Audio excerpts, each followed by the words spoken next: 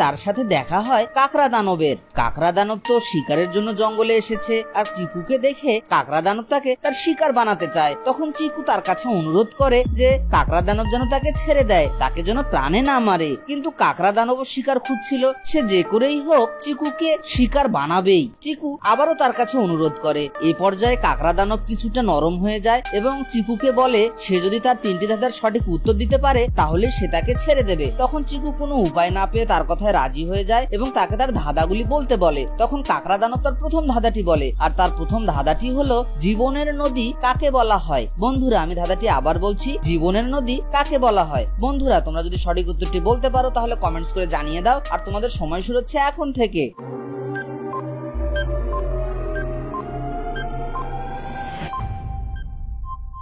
সঠিক উত্তর হলো রক্তকে। চিকু কাকড়া দানবের করা প্রথম ধাঁধাটি সঠিক উত্তর দিয়ে দেয়। এরপর কাকড়া দানব তার দ্বিতীয় ধাঁধাটি বলে। তার দ্বিতীয় ধাঁধাটি হলো মানুষের শরীরের সব থেকে বড় হাড়টির নাম কি। বন্ধুরা আমি ধাঁধাটি আবার বলছি, মানুষের শরীরের সব থেকে বড় হাড়টির নাম কি। বন্ধুরা তোমরা যদি সঠিক উত্তরটি বলতে পারো তাহলে কমেন্টস করে জানিয়ে দাও, আর তোমাদের সময় শুরু হচ্ছে এখন থেকে।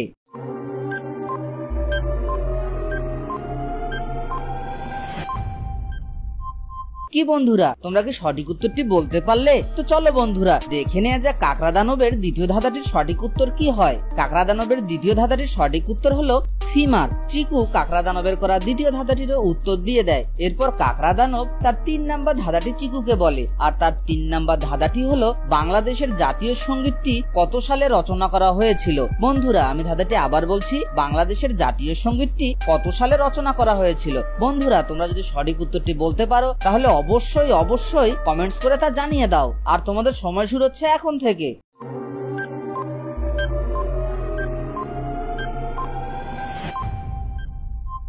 কি বন্ধুরা তোমরা কি পারলে? তাহলে চলো দেখে নেওয়া যাক কাকড়া দানবের করা 3 নাম্বার ধাঁধাটির সঠিক উত্তর কি হয়। কাকড়া দানবের করা 3 নাম্বার ধাঁধাটির সঠিক উত্তর হলো 1905 সালে। চিকু কাকড়া দানবের করা 3টি ধাঁধাটির সঠিক উত্তর দিয়ে দেয়, আর কাকড়া দানব তাকে ছেড়ে দেয়, আর চিকু সেখান থেকে চলে যায়।